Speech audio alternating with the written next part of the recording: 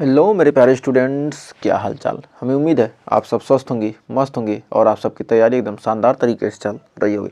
तो स्वागत है एक बार फिर से बहुत ही शानदार ज़बरदस्त यूपी ट्रिपल एससी एनएम के फीमेल हेल्थ वर्कर के नर्सिंग क्लास में पढ़ रहे हैं मिडवाइफरी एकदम शानदार तरीके से 35 लेक्चर कंप्लीट कर चुके हैं और 36वें लेक्चर पर पहुँच चुके हैं और 30 क्वेश्चन हम करते हैं। आपको पहले से ही पता है 30 क्वेश्चन करते हैं मात्र 10 से 15 मिनट के अंदर और कम समय में आपको बेहतरीन से बेहतरीन कंटेंट 0 to एडवांस लेवल दिया जाता है। एकदम 0 लेवल से शुरुआत करके आपको हाई लेवल तक पहुंचाया जाता है। तो आइए शुरुआत करते हैं सेशन की। तो 30 क्वेश्चन करेंगे और 30 क्वेश्चन के आंसर देने की कोशिश कीजिएगा और सेशन अच्छा लगेगा तो सेशन को लाइक जरूर कीजिएगा। तो आइए शुरुआत करते हैं सेशन की। तो फर्स्ट क्वेश्चन आपके स्क्रीन पर आ चुका है। गर्भावस्था में हाइपर एमेसिस ग्रेविडेरम किस कारण से होता है? एस्ट्रोजन की अधिकता या HCG हार्मोन का उच्च स्तर या थायराइड हार्मोन की कमी या आयरन की अधिकता। तो कह रहा है हाइपर एमेसिस ग्रेविडेरम किस कारण से होता है, किस समय गर्भावस्था में। तो हमारा राइट आंसर होगा HCG हार्मोन का क्या होना, उच्च स्तर के कारण। तो बढ़ते हैं आगे। तो कह रहा एम्ब्रियोटिक फ्लूइड एबोलिज्म का मुख्य लक्षण क्या होता है? अचानक हाइपोटेंशन और सांस लेने में कठिनाई, तेज बुखार, पैरों में सूजन, पेट दर्द। तो हमारा कह रहा क्या, एम्ब्रियोटिक फ्लूइड एबोलिज्म का मुख्य लक्षण क्या होता है? अचानक हाइपोटेंशन और सांस लेने में कठिनाई। क्या एम्ब्रियोटिक फ्लूइड एबोलिज्म का मुख्य लक्षण होता है। तो बढ़ते हैं आगे। तो अगला क्वेश्चन कर रहा नवजात में नियोनेटल जॉन्डिस का मुख्य कारण क्या होता है? अधिक आयरन, अधिक ब्रेस्ट फीडिंग या कैल्शियम की कमी या RH और संगति। तो कह रहा क्या, नवजात में नियोनेटल जॉन्डिस हमने बहुत बार क्वेश्चन किया। यदि आपने इस क्वेश्चन का आंसर नहीं दे पाए तो आपने क्या किया, अच्छे तरीके से पढ़ाई नहीं की है।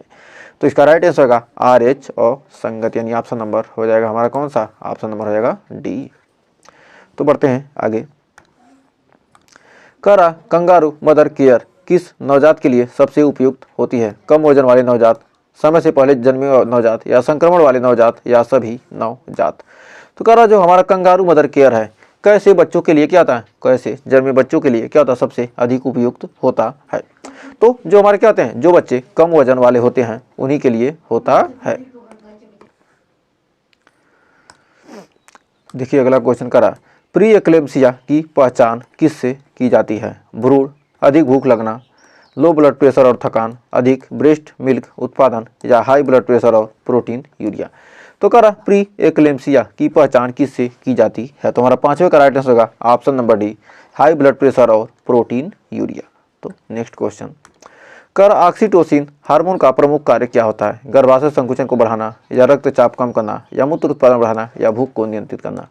तो हमारा जो ऑक्सीटोसिन हार्मोन होता है इसका प्रमुख कार्य होता है गर्भाशय संकुचन को क्या करना, बढ़ाना, यानी ऑप्शन नंबर A हो जाएगा सही। नेक्स्ट कह रहा पोस्टपार्टम हेमरेज का सबसे सामान्य कारण क्या होता है? नवजात का कम वजन, आयरन की कमी, अधिक रक्तचाप या गर्भाशय हटाने।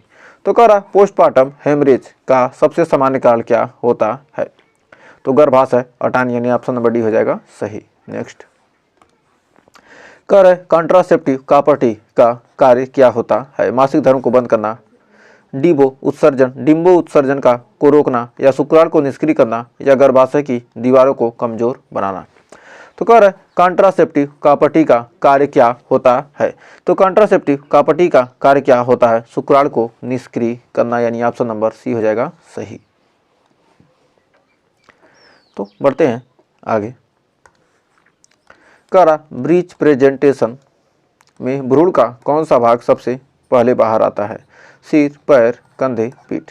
तो ब्रीच पोजीशन में क्या होता है, हमारा पैर क्या होता है, सबसे पहले बाहर आता है। तो बढ़ते हैं आगे। तो अगला क्वेश्चन करा टेटनस टॉक्साइड वैक्सीन गर्भावस्था में क्यों दी जाती है? नवजात को टेटनस से बचाने के लिए या प्रसव पीड़ा कम करने के लिए या गर्भाशय को मजबूत बनाने के लिए या रक्तस्राव को रोकने के लिए। तो करा टेटनस टॉक्साइड वैक्सीन जो हमारा TT वैक्सीन होता है गर्भावस्था में क्यों दिया जाता है? तो हमारा राइट आंसर होगा नवजात को टेटनस से बचाने के लिए। नेक्स्ट करा गर्भवती महिला को गेस्टेशनल डायबिटीज होने पर क्या खतरा बढ़ जाता है? नियोनेटल जॉन्डिस, अंडरवेट बेबी या हाइपोथायराइडिज्म या माइक्रोसोमिया। तो कह रहा गर्भवती महिला में गेस्टेशनल डायबिटीज, तो गेस्टेशनल डायबिटीज होने पर क्या खतरा बढ़ जाता है? तो हमारे 11 का राइट आंसर होगा ऑप्शन नंबर डी, माइक्रोसोमिया। तो बढ़ते हैं अगले क्वेश्चन की तरफ। तो अगला क्वेश्चन कर रहा है ऑब्स्ट्रक्टेड लेबर की मुख्य जटिलता क्या होती है? Fetal distress, hypoglycaemia, multiple pregnancy, अधिक दूध उत्पादन। तो कह रहा है ऑब्स्ट्रक्टेड लेबर की मुख्य जटिलता क्या होती है? तो हमारा 12वें का राइट आंसर होगा ऑप्शन नंबर डी, अधिक दूध उत्पादन। तो बढ़ते हैं आगे। तो अगला क्वेश्चन कर रहा है ओव्यूलेशन के बाद कौन सा हार्मोन मुख्य रूप से बढ़ता है? इंसुलिन, एस्ट्रोजन, टेस्टोस्टेरोन या प्रोजेस्टेरोन। तो कह रहा है ओव्यूलेशन के बाद कौन सा हार्मोन प्रमुख रूप से बढ़ता है? तो हमारा 13वें का राइट आंसर होगा ऑप्शन नंबर डी, प्रोजेस्टेरोन। तो बढ़ते हैं अगले क्वेश्चन की तरफ। कर नवजात शिशु में एप्गार स्कोर में किन चीज़ों का मूल्यांकन किया था? रक्त शर्करा, कैल्शियम, रक्तचाप, वजन, लंबाई, सिर का आकार, हृदय गति, रंग, टोन, रिफ्लेक्स, श्वसन, टीकाकरण की स्थिति। तो कह रहा नवजात शिशु में के एप्गार स्कोर में किन चीज़ों का मूल्यांकन किया जाता है? तो हमारे 14 का right answer option number C, हृदय गति, रंग, स्टोन, रिफ्लेक्स, श्वसन। तो उम्मीद है यहाँ तक आपको कोई डाउट नहीं होगा और अच्छे से क्लियर हो गया होगा। तो बढ़ते हैं आगे। तो अगला क्वेश्चन कर रहा गर्भावस्था में सीवियर एनीमिया से बचाव के लिए कौन सी दवा दी जाती है? आयरन और folic acid, vitamin C, vitamin K, calcium. तो कह रहा गर्भावस्था के दौरान सीवियर एनीमिया में या सीवियर एनीमिया से बचाव के लिए कौन सी दवा दी जाती है? तो हमारा 15 का राइट आंसर होगा ऑप्शन नंबर ए, आयरन और फोलिक एसिड। तो बढ़ते हैं अगले क्वेश्चन की तरफ। तो देखिए अगला क्वेश्चन क्या कर रहा है। कह रहा नियोनेटल सेप्सिस का सबसे बड़ा संकेत क्या होता है? नवजात का वजन बढ़ना, अधिक भूख लगना, नवजात का लगातार रोना या सुस्ती और भोजन में कमी। तो कह रहा नियोनेटल सेप्सिस का सबसे बड़ा संकेत क्या होता है? तो हमारा होता है सुस्ती और भोजन में कमी। तो राइट आंसर होगा ऑप्शन नंबर डी। नेक्स्ट कह रहा ओवरियन सिस्ट से कौन सा हार्मोन असंतुलित हो सकता है? प्रोजेस्टेरोन, इंसुलिन, टेस्टोस्टेरोन या थायरॉक्सिन। तो कह रहा ओवरियन सिस्ट से कौन सा हार्मोन असंतुलित हो सकता है? तो हमारा 17 का राइट आंसर का option number C, testosterone. Next को अगला क्वेश्चन कह रहा स्टिल बर्थ की परिभाषा क्या होती है? गर्भ में 28 सप्ताह के बाद भ्रूण की मृत्यु या नवजात का कम वजन या 20 सप्ताह में गर्भपात या नवजात में संक्रमण। तो कह रहा स्टिल बर्थ की परिभाषा क्या होती है? तो हमारा 18 का राइट आंसर होगा ऑप्शन नंबर ए, गर्भ में 28 सप्ताह के बाद भ्रूण की मृत्यु। नेक्स्ट कह रहा फॉरसेप्स डिलीवरी का मुख्य उद्देश्य क्या होता है? नवजात के सिर को आकार देना या गर्भाशय को संकुचित करना या भ्रूण का वजन बढ़ाना या प्रसव को आसान बनाना। तो कह रहा फॉरसेप्स डिलीवरी का मुख्य उद्देश्य क्या होता है? तो हमारा 19 का हो जाएगा ऑप्शन नंबर डी, प्रसव को आसान बनाना। नेक्स्ट कह रहा लैक्टेशन को बढ़ाने के लिए कौन सा हार्मोन जिम्मेदार होता है? Prolactin, oxytocin, oestrogen, testosterone. तो कह रहा लैक्टेशन को बढ़ाने के लिए कौन सा हार्मोन जिम्मेदार होता है? तो हमारा 20 का राइट आंसर होगा option number A, prolactin. Next कह रहा एक्लेम्सिया का सबसे गंभीर जटिलता क्या होती है? भ्रूण की असामान्य वृद्धि, अचानक मिर्गी के दौरे और कोमा, नवजात में हाइपोग्लाइसीमिया या मां में रक्त संक्रमण। तो कह रहा एक्लेम्सिया की सबसे गंभीर जटिलता क्या होती है? तो हमारा ऑप्शन नंबर बी हो जाएगा सही, अचानक मिर्गी के दौरे और कोमा। तो बढ़ते हैं अगले क्वेश्चन की तरफ। तो अगला क्वेश्चन कह रहा फीटो मैटरनल हेमोरेज का क्या तात्पर्य है? भ्रूण का रक्त के परिसंचरण में प्रवेश करना, मां में गर्भाशय रक्तस्राव, नाल का समय से पहले अलग होना या गर्भावस्था में एनीमिया। तो कह रहा फीटो मैटरनल हेमोरेज का क्या तात्पर्य है? तो फीटो मैटरनल हेमरेज का क्या तात्पर्य है? तो हमारा राइट आंसर होगा भ्रूण का रक्त मां के परिसंचरण में प्रवेश करना, फीटो मैटरनल हेमोरेज है। नेक्स्ट कह रहा गर्भावस्था में उच्च रक्तचाप को नियंत्रित करने के लिए कौन सी दवा सुरक्षित मानी जाती है? सिलिनोप्रिल या एटेनोलोल या एनालाप्रिल या मेथिल डोपा। तो कह रहा है गर्भावस्था में रक्तचाप को उच्च रक्तचाप को नियंत्रित करने के लिए कौन सी दवा सुरक्षित मानी जाती है? तो हमारा राइट आंसर होगा option number D, methyl dopa. Next कह रहा एब्रिप्टियो प्लेसेंटा के दौरान सबसे अधिक खतरा किसे होता है? माँ और भ्रूण दोनों को, केवल भ्रूण को, केवल माँ को, नवजात को? तो कह रहा एब्रप्टियो प्लेसेंटा के दौरान सबसे अधिक खतरा किसको होता है? तो माँ और भ्रूण दोनों को, यानी ऑप्शन नंबर ए हो जाएगा सही। तो बढ़ते हैं आगे। कह रहा है फुल टर्म प्रेगनेंसी की न्यूनतम अवधि कितनी होती है? 45, 42, 37, 35। तो कितने सप्ताह होती है? तो फुल टर्म प्रेगनेंसी न्यूनतम कितनी अवधि की होती है? तो राइट आंसर हो जाएगा option number C, 37 week. Next कह रहा नवजात शिशु की समान हृदय गति कितनी होती है? 60 से 80 बीपीएम, 100 से 160 बीपीएम, या 80 से 100, या 160 से 200? तो कह रहा नवजात शिशु की जो समान हृदय गति होती है कितनी होती है?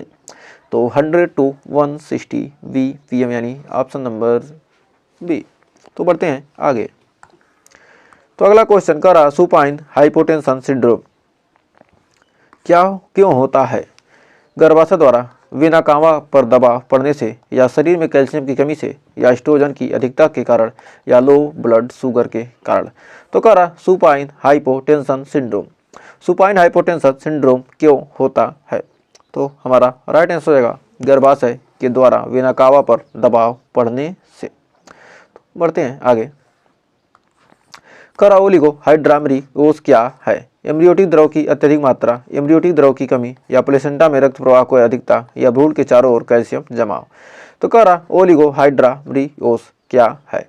एम्ब्रियोटिक द्रव की अत्यधिक मात्रा।